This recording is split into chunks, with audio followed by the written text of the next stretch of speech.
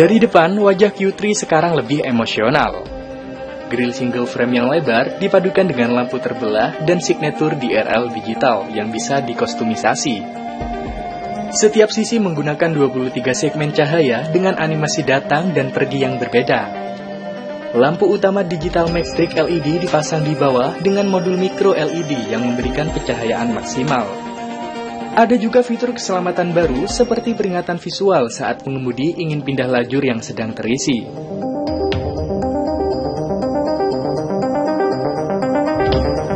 Dari samping terlihat garis bahu yang tajam dengan roofline landai dan bedline yang menanjak ke belakang.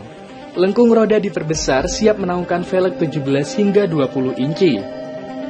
Buritanya dihiasi lampu belakang OLED digital, logo Audi menyala, dan balkon cahaya LED memanjang. Coefficient of drag Q3 sekarang hanya 0,3 lebih aerodinamis dari generasi sebelumnya.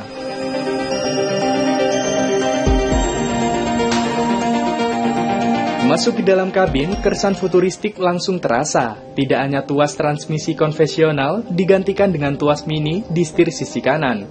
Layar utama 12,8 inci dipadukan dengan cluster digital 11,9 inci. Ada juga charger nikabel 15 watt dan suara premium dari Sonos dengan 12 speaker. Panel pintu beri efek penerangan laser cut dengan 300 lubang cahaya untuk efek dinamis. Bahan jok menggunakan polister daur ulang termasuk karpet bahan jaring ikan bekas dengan teknologi ECONYL.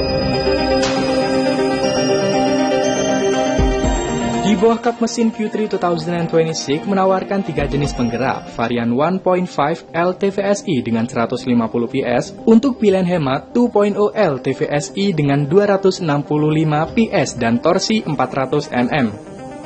Untuk performa dan yang terpintar, QT E-Hybrid dengan baterai 25,7 kWh, tenaga gabungan 272 PS dan jarak tempuh listrik hingga 119 km.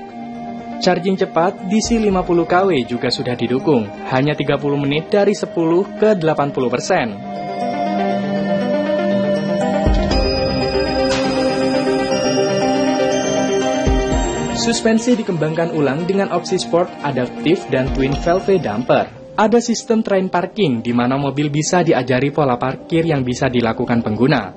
Dan fitur emergency assistant untuk ambil alih jika pengemudi tidak merespon. Bagasi pun semakin lapang, 488 liter dalam kondisi normal dan hingga 1386 liter dengan kursi belakang dilipat. Audi Q3 2026 akan diluncurkan resmi di Jerman bulan Oktober dengan harga mulai dari 44.600 euro. Diproduksi di Ingustan dan Gior, model ini akan menjadi salah satu pendatang dengan sekuat kelas compact SUV premium.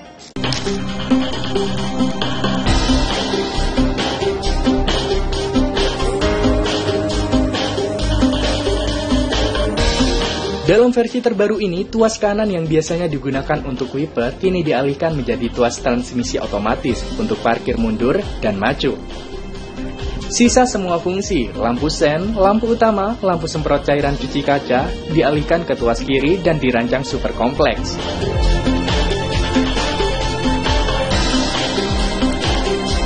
Secara teoristis, Audi mengklaim ini akan mempermudah pengemudi, namun praktiknya tidak sedikit yang meragukan, bisa jadi malah membuat pengemudi salah fungsi.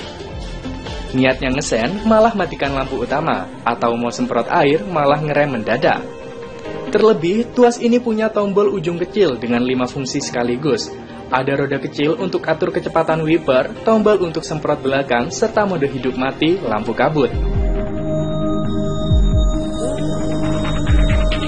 Meskipun terkesan ribet, Audi bukan satu-satunya yang melakukan ini.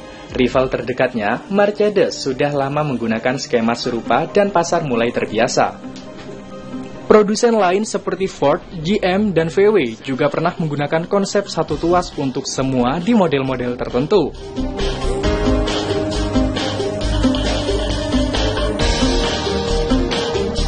Yang menarik, komentar di dunia maya terbagi dua. Sebagian mengaku kebingungan, tapi juga banyak yang mendukung. Seorang komentator di Reddit bilang, ini desain bagus dan lebih fungsional dari VW yang terbaru. Penempatan tuas transmisi di belakang setir ini juga merupakan strategi Audi untuk memberi ruang konsol tengah yang lebih bersih dan tetap fokus pada pengemudi.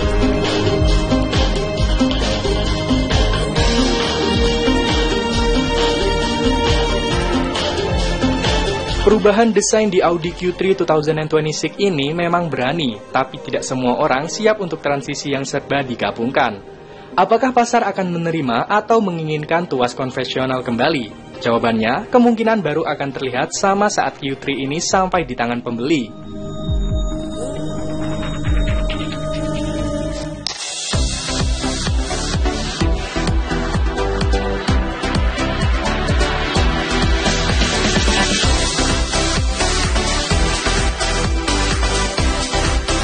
Secara tampilan, Theory 2025 mengusung desain grill baru dengan aksen chrome dan lampu utama yang kini menjadi lebih terpadu tanpa desain terbelah seperti generasi sebelumnya.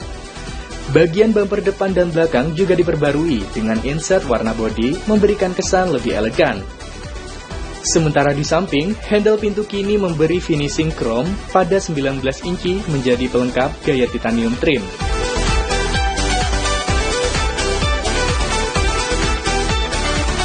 Secara dimensi, tidak ada perubahan.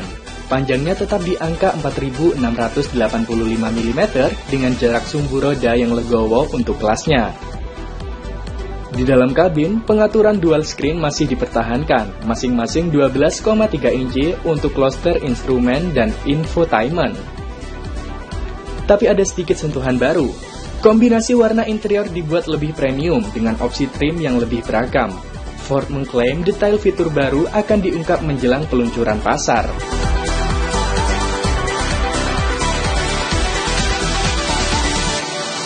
Untuk urusan dapur pacu, tidak ada perubahan signifikan. Masih menggunakan mesin 1.5 liter Turbo EcoBoost dengan tenaga 166 HP dan torsi 260 Nm. Tenaga disalurkan ke roda depan melalui transmisi dual clutch 7 percepatan. Versi hybrid saat ini hanya tersedia di pasar domestik Tiongkok.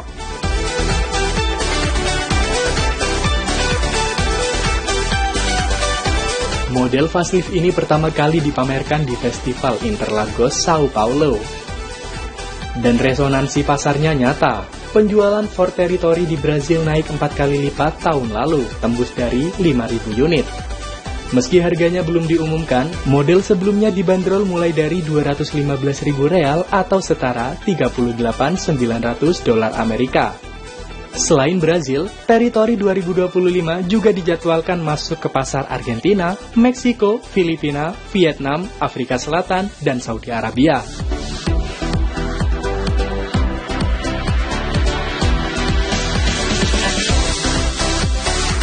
Ford Territory 2025 adalah contoh SUV modern yang dibangun melalui kerjasama global. Meski dibuat di Tiongkok, penampilan dan furniturnya disesuaikan dengan selera pasar internasional. Dan dengan facelift terbaru ini, SUV siap bersaing di kelas menengah ke atas dengan model gaya dan efisiensi.